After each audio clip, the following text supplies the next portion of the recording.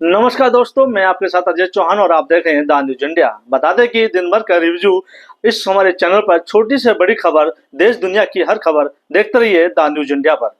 अखिल भारतीय हिंदू महासभा के राष्ट्रीय अध्यक्ष श्री मुन्ना कुमार शर्मा के नेतृत्व में हिंदू संगठनों ने जंतर मंतर पर प्रदर्शन किया और बताते हैं कि इसी को लेकर इंडी गठबंधन द्वारा वी सुदर्शन रेड्डी को उपराष्ट्रपति पद पर उम्मीदवार बनाने जाना गठबंधन का टुकड़े टुकड़े गिरोह के हाथों में खेलना बताया है।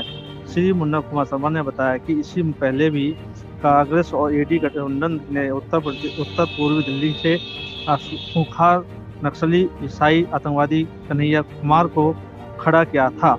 ऐसे में मुकेश जैन क्या कुछ कह रहे हैं, उन्होंने साफ कहा है कि लगातार कहीं ना कहीं जिस तरह से इंडिया गठबंधन अलग अलग बयानबाजी में फंसती नजर आ रही है, वहीं दिल्ली के जंतर मंतर पर मुकेश कुमार ने साफ साफ कहा है कि जिस तरह से देश की गतिविधियां बढ़ रही हैं, ईसाई धर्म परिवर्तन किया जा रहा है, उसमें कहीं ना कहीं बात कही गई है। वहीं हिंदू संगठनों ने जंतर मंतर पर यह आवाज भी कहा कि दिल्ली में जिस तरह से इंडिया गठबंधन ने उपराष्ट्रपति के लिए उन्हें चुना गया है, उनका नामांकन रद्द किया जाए ताकि देश के अंदर सुख शांति बनी रहे। वी सुदर्शन रेड्डी वो शैतान है जिसने दम तोड़ते नक्सलवाद में जान फूकी थी। छत्तीसगढ़ में सलवा जड़ूम एक आंदोलन था जो कांग्रेस के छत्तीसगढ़ के अध्यक्ष महेंद्र कर्मा जी द्वारा चला गया था और उस आंदोलन के तहत सारे गांववासी गांव छोड़कर सड़कों के किनारे आकर रहने लगे थे।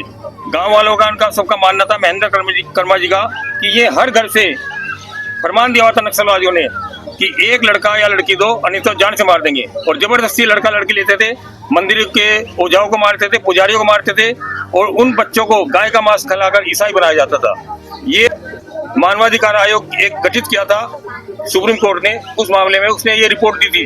किंतु वी सुदर्शन रेड्डी ये वो शैतान है, इसने इस रिपोर्ट से आंख मूंदा और रातों रात नक्सलवाद को पनपाने के लिए, दम तोड़ते नक्सलवाद को पनपाने के लिए उसके यहाँ याचिका लगाने वाले प्रशांत भूषण जो नक्सलवादी वकील, अग्निवेश नाम का शैतान वो सीआईए का एजेंट, नंदिनी सुंदर नाम की शैतान के एजेंट, ये सब पूरा गिरोह लगा हुआ था। और ये जो कोया कमांडो और फोर्स गठित की थी आदिवासियों की रमन सरकार ने, उसके ऊपर जबरदस्ती गढ़ के कि ये बलात्कार कर रहे हैं, झूठे एफिडेविट दिए जाते हैं। अरे एफिडेविट पहले तुम पुलिस में केस रिपोर्ट तो दर्ज कराओ, किंतु वो झूठे एफिडेविट बनवाकर और ये वी सुदर्शन रेड्डी, ये एसएस निज्जर, ये सुप्रीम कोर्ट के जज, ये नक्सलवादियों के लिए आंख बंद करके बैठे हैं। 2-4 टमाटर अग्निवेश पर क्या फेंक दिए गए कि बौखला गए। आपने देखा था यहाँ पटियाला हाउस में जब कन्हैया को 2-4 थप्पड़ मारे थे तो सुप्रीम कोर्ट में सुनवाई होती है। ये सुप्रीम कोर्ट के जज पूरे देशद्रोहियों का पूरा गिरोह बैठा हुआ है, यहाँ पर आतंकवादियों का गिरोह बैठा हुआ है। अभी हमारे अमित शाह जी जो केंद्रीय गृह मंत्री है, उन्होंने भी बताया इसके वी सुदर्शन रेड्डी के बारे में कि ये कितना बड़ा शैतान है। नक्सलवाद 20 साल पहले 2020 में खत्म हो जाता, उनका अमित शाह जी ने कहा है कि अगर ये सलवा जड़ूम के खिलाफ फैसला नहीं देता। किंतु हमारे आज ये इसकी हिम्मत तो देखिए और कांग्रेस की हिम्मत तो देखिए कि कभी कन्हैया कुमार को खड़ा करते हैं, कभी देशद्रोही है उनको टिकट देते हैं।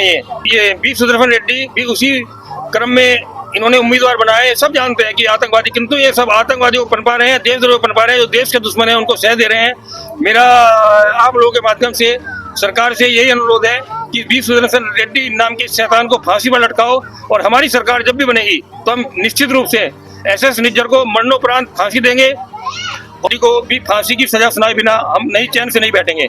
इस देश फरियादी बनते हैं, खुद ही काजी बनते हैं। पटाखों में 142 करोड़ हिंदुस्तानियों को महामारी से बचाने की वो शक्ति है, क्योंकि जीवाणुनाशक गैस सल्फर डाइऑक्साइड पटाखों से निकलती है। इस बात को अंग्रेज भी जानते हैं, ये जज भी अंग्रेजों के एजेंट, ये जज भी जानते हैं, ईसाई जज ऑगस्टीन जॉर्ज मसीह भी जानता है। इसने खुद संज्ञान लिया पटाखों के खिलाफ। जब दिवाली में पटाखे छूटे उसके बारे में दिल्ली प्रदूषण नियंत्रण समिति की रिपोर्ट आई, उसने कहा कि इतने पटाखे छूटे उसके बाद भी वायुमंडल में कोई परिवर्तन नहीं हुआ।